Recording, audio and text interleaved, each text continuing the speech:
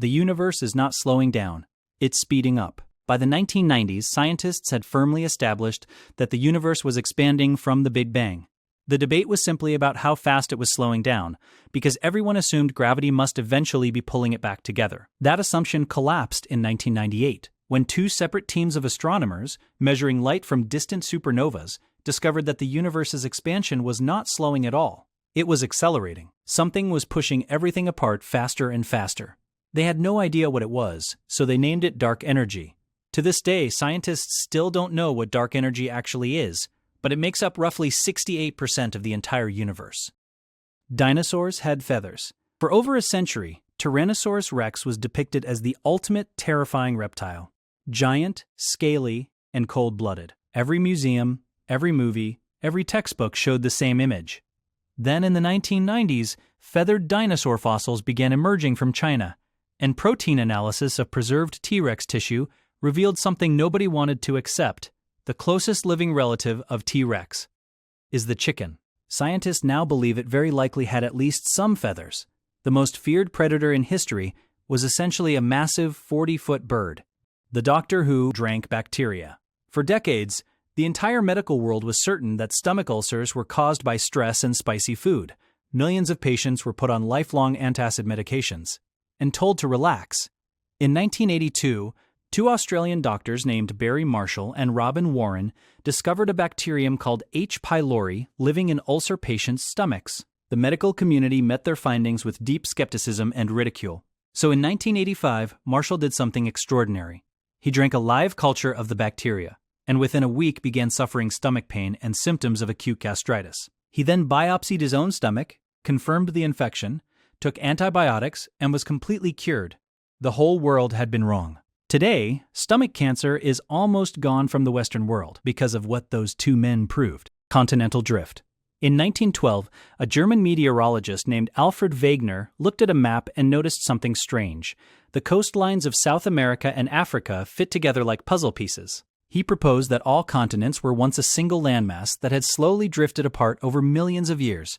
The idea was so radical he was openly ridiculed, and because of the abuse he received, he couldn't get a professorship at any German university. Older geologists warned newcomers that any hint of interest in continental drift would doom their careers.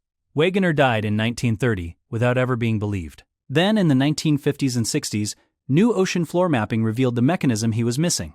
And overnight, his so-called fairy tale became the foundational theory of all modern geology. The doctor that was put in an asylum for wanting to wash his hands. In 1847, a Hungarian doctor named Ignaz Semmelweis, working in a Vienna hospital, noticed that women were dying at dramatically higher rates in wards staffed by medical students who came straight from performing autopsies. He proposed a simple theory. Doctors were carrying something deadly on their unwashed hands. The solution? Wash them before treating patients. Despite presenting rigorous statistical proof, his colleagues were furious. They found the idea insulting.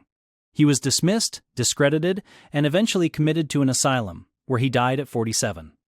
Decades later, Louis Pasteur's germ theory proved Semmelweis had been completely right all along, and one of the simplest acts in medicine became standard practice worldwide. Junk DNA. When scientists first mapped the human genome in the early 2000s, they were shocked to find that only about 2% of our DNA actually coded for proteins. The rest, they confidently declared, was useless leftover junk from millions of years of evolution, with no purpose whatsoever. They even published this in textbooks. Then in 2012, a massive international research project called ENCODE examined this so-called junk DNA and identified biochemical functions for around 80% of the genome. What scientists had dismissed as meaningless for decades turned out to be packed with critical instructions, controlling how genes switch on and off, how diseases develop, and how life itself operates. Scientists had labeled the most important parts of our genome as trash. The ocean floor completely renews itself. Even after scientists finally accepted continental drift, they assumed the ocean floor was ancient and stable, just like the continents. Then, in the 1960s, oceanographers mapping the Atlantic found something impossible.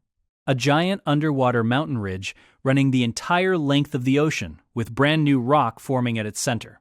The ocean floor wasn't old. It was constantly being created, spreading outward, and then diving back under the continents at the edges. The entire floor of every ocean on Earth is completely recycled every 200 million years. Nothing scientists thought they knew about the deep ocean floor was right. Einstein's biggest blunder. That wasn't a blunder. When Einstein developed his theory of general relativity, his own equations implied the universe must be either expanding or contracting. Einstein didn't believe this, so he invented a fudge factor he called the cosmological constant to make his equations produce a stable, unchanging universe. When Edwin Hubble proved the universe was in fact expanding in 1929, Einstein removed the constant and reportedly called it his biggest blunder. Then in 1998, when scientists discovered the universe was actually accelerating, they realized Einstein's so-called blunder was correct all along. He had accidentally predicted dark energy decades before anyone knew it existed. The greatest physicist in history had talked himself out of his own greatest discovery, the meteor that killed the dinosaurs. By the 1970s, most scientists favored gradual climate change, or volcanic activity, to explain the dinosaurs' extinction. Then, in 1980, physicist Luis Alvarez and his son Walter noticed a thin layer of iridium, a metal rare on Earth but common in meteorites, running in a perfect band through rock layers worldwide, right at the exact point in time when the dinosaurs disappeared. They proposed a meteor impact had caused a mass extinction. The scientific community largely mocked them. Then in 1991, the Chicxulub crater was discovered buried under the Gulf of Mexico, 180 kilometers wide, exactly the right age. The theory went from fringe to acceptable theory almost overnight. The Milky Way has a supermassive black hole at its center. For much of the 20th century, black holes were largely theoretical, interesting mathematical curiosities that might or might not actually exist. The idea that one sat at the heart of our own galaxy was considered extreme speculation.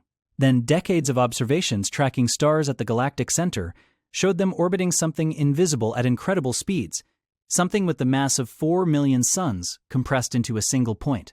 In 2022, the first direct image of Sagittarius A star, our galaxy's black hole, was captured and released to the world.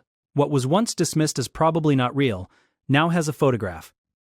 The human body has more bacterial cells than human cells. For most of medical history, bacteria were simply the enemy, things to be killed with antibiotics and scrubbed from surfaces. The human body was seen as a purely human machine. Then genetic sequencing in the 2000s revealed something unsettling.